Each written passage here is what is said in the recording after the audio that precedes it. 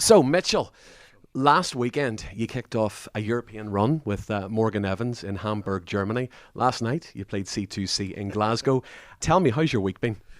Insane, exciting, exhausting, but man, what a joy to get to do this. I mean, I never thought when I picked up a guitar that we'd be over here playing music. So it's all humbling and amazing.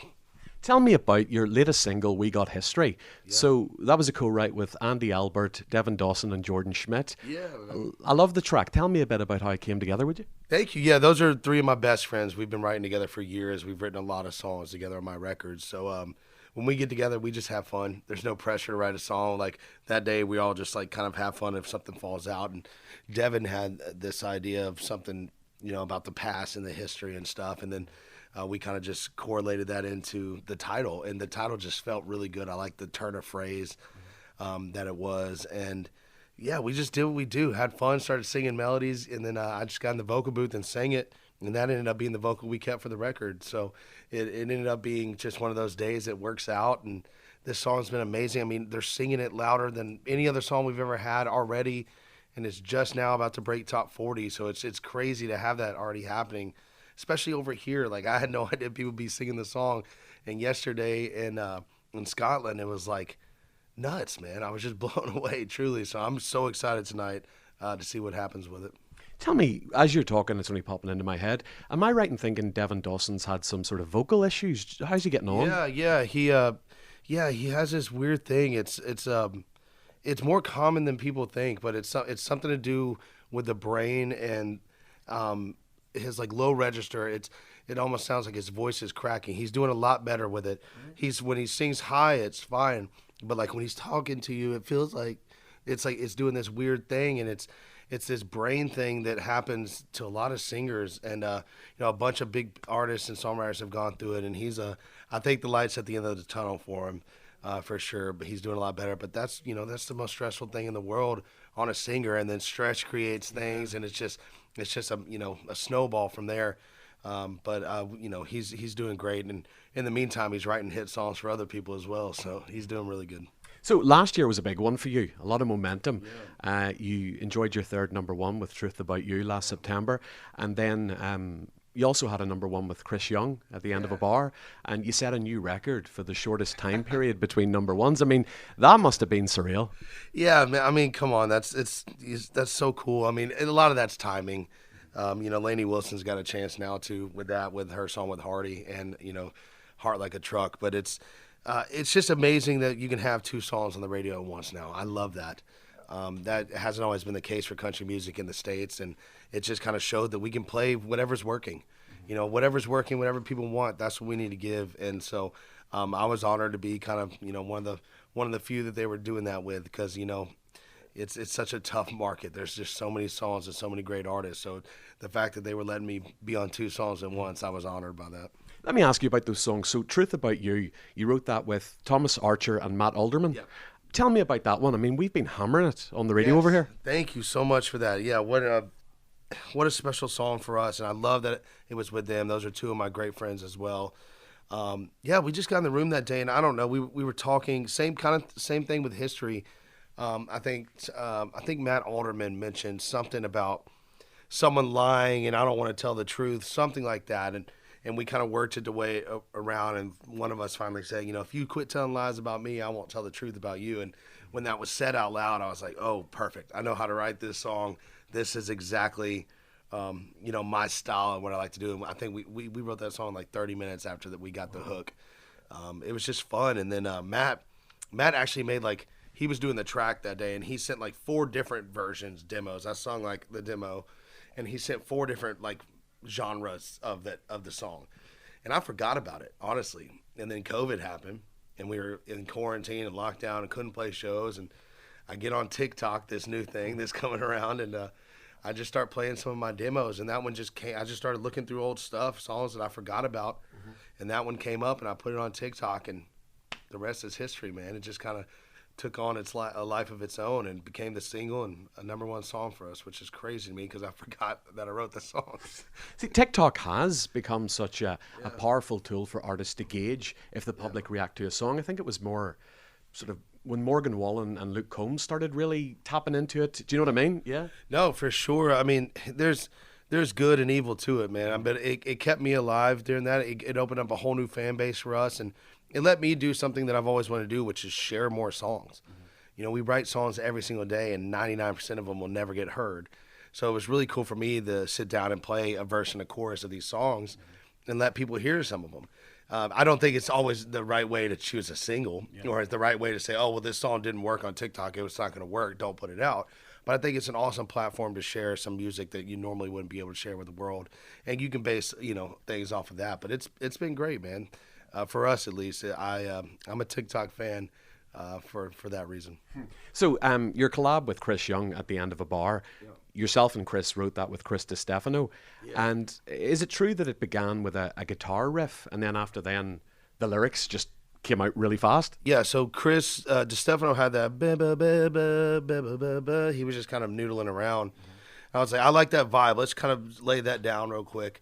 And so we just kind of laid that down and just looped it for a minute, and we just started talking because we were just catching up. It was right when, like, at the end of quarantine, where it's like, can we get out of the house and hang out with people, or should we stay in? Dude, I was over it. I was like, I called Chris that day, and it snowed in Nashville, Tennessee, which never happens.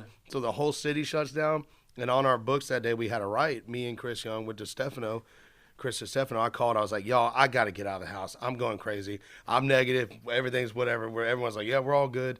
I was like, I know it's snowing. Chris Young was like, buddy, I got 4-wheel drive. I'm all good. Let's go. Let's go do it. And we showed up, and we just started talking and reminiscing. And I was talking to DiStefano. I was like, man, last time me and Chris Young hung out, you should have seen us. We were tearing up. We were tearing it up at the end of a bar, at the end of the bar over at Losers or whatever. And Chris kind of looked at me, and I looked at him. I was like, actually, that sounds like a good song title. But I was like, I met you at the end of a bar. I was like, I met my wife there. I met a lot of friends. We just started throwing stuff out, and that was another one that kind of fell out in about an hour. Wow. And then I wanted Chris Young to sing it because I just love Chris Young's voice. But Chris wanted me to, he said, go in there and do the demo. My voice is a little whatever today. And I was like, oh, man. So I went in there and I sung it as hard as I could, hoping that Chris would be like, here and be like, well, I want to put my vocal on it. And sure enough, a day later, he called me. He was like, hey, buddy, you mind if I put my vocal on it? And I was like, yes, please do that. And then a week later, hey, man, I'm gonna cut this song and put it on the record. I was like, awesome, amazing. And then a week later, hey, buddy, would you want to sing it with me? And so the vocal I sung that day is the vocal that's on the record as well. And then a week later, it's going to be the single to country radio. So you never know. The story of a song can last years, or it can go in a month all the way to a single, which was crazy to me. And, that's what you kind of live for as a songwriter. And a lovely touch to have Tracy Lawrence in the video. That's the only time my mom's ever thought that I was cool and I made it. when Tracy Lawrence cheers me. Tracy's become a good buddy, just, golfing buddies, and it's an honor to get to know him. We've got some cool road stories. I won't share them, Tracy, don't worry. But a lot of good times. And yeah, it's just an honor to have such a legend in country music be a part of that video and cheers me. Like I said, my mom was like, is that Tracy Lawrence? I was like, yeah, Mom. She was blown away. I was like, I've done other things, I promise. But she thought I was cool. So both We Got History and Truth About You are on your current album, This Is the Heavy. It's out now. There's 20 tracks on it. And when I'm listening to it, a very obvious evolution and maturity in not only the songwriting, but also the production. Would you maybe put that down, and also to the length of the album, to the pandemic and the time you had to make the record? Definitely probably the maturity part of it. Yeah, I mean, you kind of figure out, you learned a lot about yourself those 3 years. I mean, to this day was when we were heading over here to do C2C 3 years ago, wow. Which is crazy. Yeah, it is. It really is. And so there was a lot of growing up, a lot of finding yourself, a lot of figuring out, a lot of patience that was learned. And so for me, I think, yes, definitely as far as the maturity of the songs, I think that, you learn a lot about yourself, and that's what came out of the songwriting for it. And then as far as the production, I think that's just because Jordan Schmidt and, we had a lot of time on our hands to just get better at what we do. Jordan's, in my opinion, the best producer in town, if not, of all time. I just think he's amazing, on the forefront of so many things. And yeah, I mean, he just was by his computer all day long, learning new things and discovering new sounds. And we just had a lot more time on our hands to do it. So we just rocked it up. It's funny you say that, because it's only really this weekend and prepping for interviews that it seems like every other song Jordan Schmidt's been involved in writing. Yeah, man. That's what I'm saying. His demos sound like records. So when people get them back, they're like, yeah, just go ahead and cut it. He's got kind of a monopoly on that. He's one of the best there is. And yeah, it's showing through. Well, one of my favorites on the album, you worked with a guy who I adore. In fact, I spent about 7 minutes the other day just talking with Thomas Red about him, Teddy Swims. Oh, yeah. Yeah, right. How did that collab happen? Not so obvious, but God, is it good? Man, I before quarantine, like 4 years ago, I just saw a YouTube video of him and just freaked out. I was like, dude, this guy is so good. I just reached out to him on DMs, the classic DMs, and said, dude, I'm a fan of your voice. I love what you're doing. He had, no followers. He had like a couple thousand, and I had the same thing. Like, we weren't anything going on, and he DM'd me back. He's like, man, I love Drunk Me. And so we kind of just became friends on the internet. And then he came to Nashville one time. We went to a bar, and it was like we knew each other for years, and we become like best friends, man. I love him. I talk to him every day. I just talk to him. Like, we just check in on each other, and it's just fun to sing with him. It's fun to write with him. He's such a good, genuine person. And yeah, it just made sense. He's like a brother to me. So we wrote that song. It was like, let's put it out together. Am I crazy in thinking when I'm listening to that song, your vocal delivery, it's almost like you're channeling Michael Jackson? Oh man, that's the biggest honor or biggest compliment I could ever get. Thank you. And Teddy makes you want to sing better and more pop. Like, I wanted that to be a pop record. Like, I love Michael Jackson, like to death. I love Michael Jackson. It was my favorite artist ever. And so, when you got Teddy singing this way over here, it makes you channel that version of yourself. And so it's really cool to challenge each other. And that's kind of what that song did for us. What's your favorite Michael song? Probably Men in the Mirror, but Dirty Diana is amazing. I mean, there's a Human Nature. I love a million songs, but Man in the Mirror is just always the feel, man. It always gets me every time. And you toured last year with Luke Bryan. I mean, what was that like? Luke's crazy, man. He's the best. He was so kind to me, gave me so much advice. And, on those tours, you watch their crews and you try to learn a lot about how to do this for as long as he's done it. 20 plus years at that level. Not many can do that, and so you kind of watch how you do that, and you watch how you build a crew and a family, and that's what you learn the most out there. And then he would let me come on the bus and hang out with him nights, and him and Riley Green, and just talk that smack, and just kind of figure it out. And he has a lot of wisdom, but he is exactly what you see on TV and what you see. Luke is himself 100%, never changes, and that's why he is where he is. So straight after C2C, you're heading to Australia, and then, I mean, this year is just going to go in the blink of an eye, because from July you're on tour with Jason Aldean. Now we get Aldean, our first direct support tour, major tour. We are so excited about that.